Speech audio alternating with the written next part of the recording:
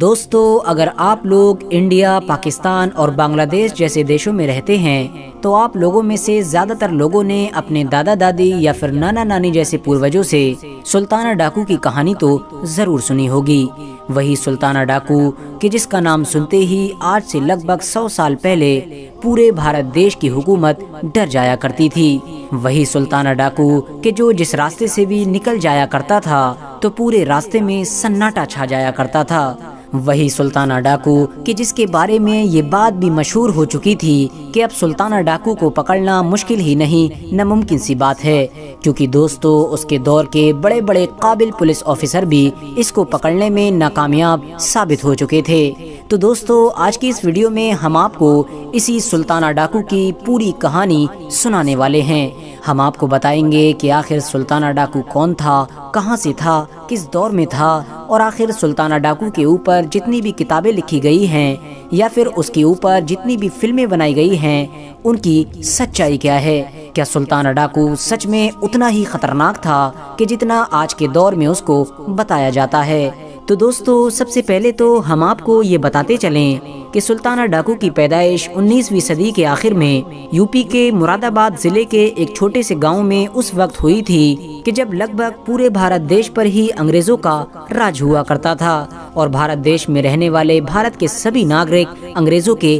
غلام بن چکے تھے۔ سلطانہ ڈاکو کی پیدائش بھاتو نام کے ایک ایسے مسلم قبیلے میں ہوئی تھی کہ جو اپنے آپ کو میواڑ کے راجا یعنی مہاراڑا پرتاپ کا وفادار مانتے تھے، اور ان کا ماننا تھا کہ ہلدی گھاٹی کے یدھ میں مہاراڑا پرتاپ کی ہار ہو جانے کی وجہ سے ہماری پوری قوم دیش کے الگ الگ حصوں میں بکھر گئی تھی اور ہم لوگ یو پی کے مراد آباد کے علاقے میں بس گئے تھے۔ دوستو سلطانہ کے دل میں انگریزوں کے خلاف بچپن سے ہی پوری طرح سے بغاوت بھر چکی تھی، کیونکہ وہ دیکھا کرتا تھا کہ کس طرح سے انگریزوں کے آدمی اس کے اپنے لوگوں پر ظلم کرتے ہیں۔ دھیرے دھیرے سلطان یعنی جسے آج ہم سلطانہ ڈاکو کے نام سے جانتے ہیں اس کے دل میں انگریزوں کے خلاف یہ بغاوت اتنی زیادہ بڑھتی چلی گئی تھی کہ وہ صرف اور صرف 17 سال کی عمر میں نہ صرف سلطانہ ڈاکو نام کا مشہور ڈاکو بن گیا تھا بلکہ اپنا ایک بڑا گینگ بنانے میں بھی کامیاب ہو گیا تھا۔ ایک ایسا خطرناک گینگ کہ جس گینگ سے کچھ سالوں کے بعد ہی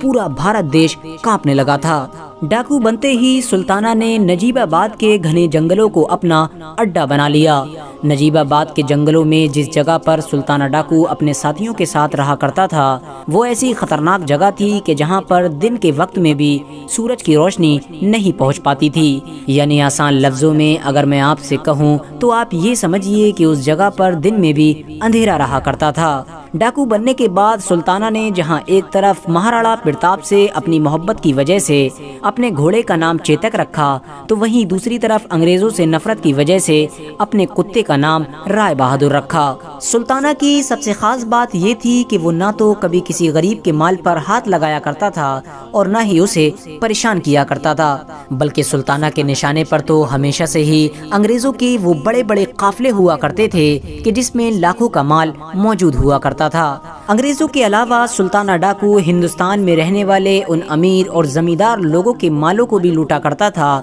کہ جو اس دور میں انگریزوں کے ساتھ مل کر ان کی غلامی کر کے خوب فائدہ کما رہے تھے۔ اس کے علاوہ سلطانہ ڈاکو کی وہ خاص اور حیران کر دینے والی بات کہ جس نے اس کو پوری دنیا میں مشہور کر دیا وہ یہ تھی کہ وہ اپنے لوٹے ہوئے مال میں سے آدھے سے بھی زیادہ حصہ اپنے آس پاس میں رہنے والے غریبوں میں بانٹ دیا کرتا تھا۔ یہی وجہ تھی کہ جہاں ایک طرف وہ پیشے سے ڈاکو تھا تو وہیں دوسری طرف غریبوں کا مسیحا بھی تھا۔ غریب اس کے لیے ہمیشہ اپنی جان دینے کے لیے بھی تیار رہا کرتے تھے۔ اس کے بارے میں یہ مشہور ہے کہ اگر وہ کسی چھوٹے دکاندار کے پاس بھی جایا کرتا تھا تو جتنے کا مال لیا کرتا تھا اس سے دگنا اس کو دے دیا کرتا تھا، کیونکہ اس کا مقصد کسی کا مال لوٹنا نہیں بلکہ انگریزوں سے اپنا بدلہ لینا تھا۔ اس کے علاوہ سلطانہ ڈاکو کے بارے میں ایک خاص بات یہ بھی تھی کہ وہ جب بھی کسی بڑی حویلی یا پھر کسی امیر انسان کے گھر پر ڈکیتی کرنے کا ارادہ کیا کرتا تھا تو کئی دن پہلے سے ہی حویلی کے مالک کو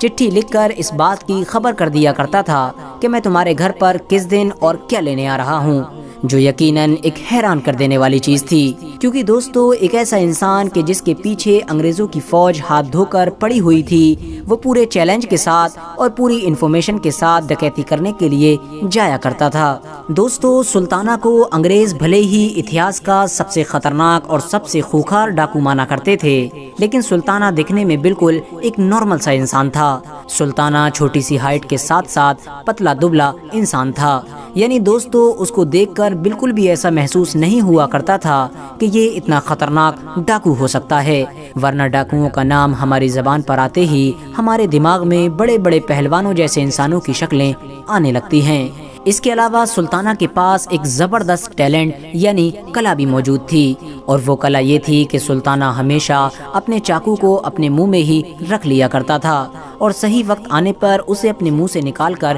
استعمال بھی کر لیا کرتا تھا، جو یقیناً نہ صرف بہت زیادہ خطرناک بلکہ حیران کر دینے والا بھی تھا۔ دوستو، سلطانہ نے کچھ سالوں کے اندر ہی پوری انگریز حکومت کے ہوش اڑا دیے تھے۔ انگریزوں کا لاکھوں کا مال لوٹ کر اسے غریبوں میں بانٹ دینا اب سلطانہ ڈاکو کے لیے ایک عام بات ہو چکی تھی۔ نجیب آباد میں موجود وہ مشہور راستہ کہ جس کے بغیر اس دور میں دہرادون کسی اور راستے سے نہیں جایا جا سکتا تھا، وہ اب انگریز فوج کے لیے خطرہ بن چکا تھا، کیونکہ جب بھی اس راستے سے کوئی بھی بڑا قافلہ گزرا کرتا تھا تو اس پر سلطانہ ڈاکو کے آدمی حملہ کر دیا کرتے تھے۔ انگریزوں نے اب اپنا نقصان حد سے زیادہ بڑھتا ہوا دیکھ سلطانہ ڈاکو پر پہرے داری اور زیادہ کڑی کر دی تھی، اور ان لوگوں نے کئی بار پوری ٹیم کے ساتھ جنگلوں میں چھاپے مارنا بھی شروع کر دیے تھے، لیکن لاکھ کوششوں کے باوجود بھی سلطانہ ڈاکو کو پکڑنے میں انگریز ہمیشہ ناکامیاب ہو جاتے تھے، کیونکہ دوستو سلطانہ ڈاکو کی سب سے بڑی طاقت اس کے وہ وفادار آدمی تھے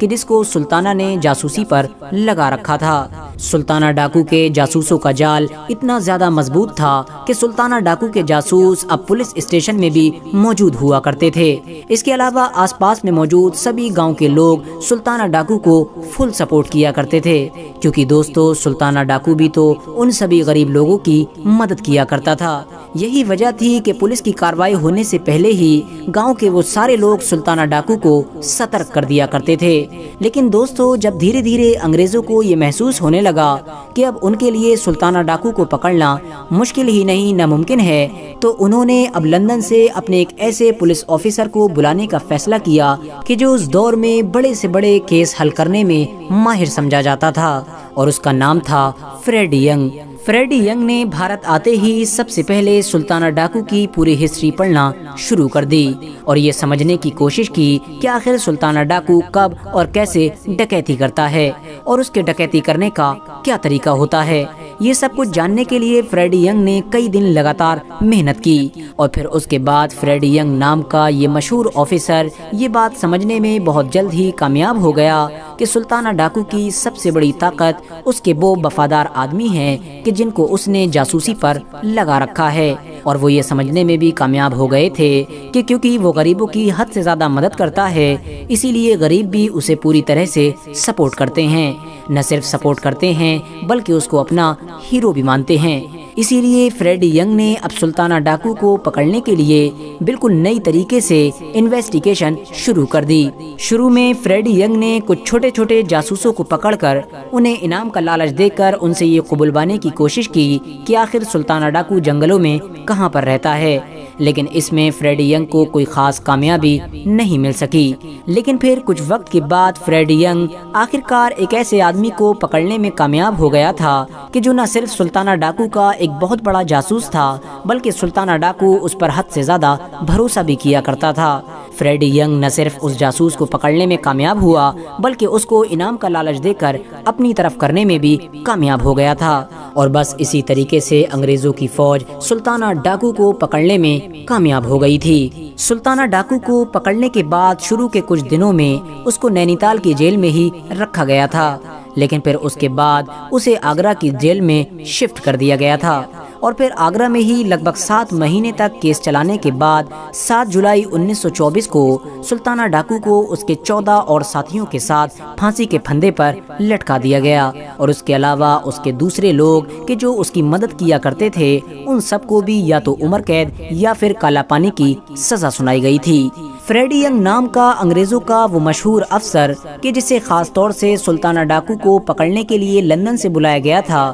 وہ بھی سلطانہ ڈاکو سے حد سے زیادہ امپریس ہو گیا تھا، اور یہی وجہ تھی کہ اس نے جیل میں سلطانہ ڈاکو کو یہ مشورہ دیا تھا کہ تم اپنا معافی نامہ لکھو تاکہ میں تمہاری موت کی سزا کو بچا سکوں، کیونکہ دوستو فریڈی ینگ کو بھی یہ محسوس ہونے لگا تھا کہ سلطانہ ڈاکو بھلے ہی ہے لیکن اس کے اندر حد سے زیادہ انسانیت موجود ہے، لیکن بدقسمتی سے فریڈی ینگ کی یہ کوشش ناکامیاب ہو گئی تھی اور انگریزوں کی عدالت نے سلطانہ ڈاکو کی پھانسی کو باقی رکھا تھا، کیونکہ دوستو وہ جانتے تھے کہ سلطانہ ڈاکو کو زندہ رکھنا ہمارے لیے کتنا خطرناک ہو سکتا ہے۔ لیکن دوستو کیونکہ سلطانہ ڈاکو نے مرنے سے پہلے فریڈی ینگ کے سامنے اپنی یہ آخری خواہش ظاہر کی تھی کہ میں چاہتا ہوں میرا بیٹا میری طرح نہ بنے اور نہ ہی اسے بڑے ہو کر یہ محسوس ہو کہ میرا باپ اتنا بڑا ڈاکو ہوا کرتا تھا، اسی لیے میں چاہتا ہوں کہ میرے بچے کی پرورش تم خود کرو۔ اسی لیے سلطانہ ڈاکو کی پھانسی کے بعد فریڈی ینگ نے نہ صرف اس کے بچے کی اچھی طرح سے پرورش کی تھی بلکہ اس کو پڑھنے کے لیے لندن بھی بھیج دیا تھا، جس کی وجہ سے وہ ایک بڑا پولیس آفیسر بننے میں کامیاب ہو گیا تھا۔ دوستو انگریز بھلے ہی آج بھی سلطانہ کو ایک خطرناک اور خوخار ڈاکو کے طور پر یاد کرتے ہیں، لیکن انڈیا، پاکستان اور بنگلہ دیش جیسے دیشوں میں رہنے والے لوگوں میں سے زیادہ تر لوگ سلطانہ ڈاکو کو ایک آزادی کے ہیرو کے طور پر دیکھتے ہیں، کیونکہ ان کا یہ ماننا ہے کہ سلطانہ ڈاکو نے انگریزوں سے اس وقت مقابلہ کیا تھا کہ جب انگریز بھارت میں رہنے والے لوگوں کے اوپر ظلم کیا کرتے تھے۔ فی الحال دوستو آج کی اپنی ویڈیو کو ہم یہیں پر ختم کرتے ہیں۔ ویڈیو پسند آنے پر نہ صرف ویڈیو کو لائک کر دیں بلکہ اپنے فرینڈز کے ساتھ بھی ضرور شیئر کر دیں، اور اسی طرح کی نالجبل اور ہسٹوریکل ویڈیوز ہمیشہ دیکھنے کے لیے ہمارے اس چینل کو سبسکرائب کر کے ساتھ ہی میں بیل آئیکن کو بھی پریس کر دیں۔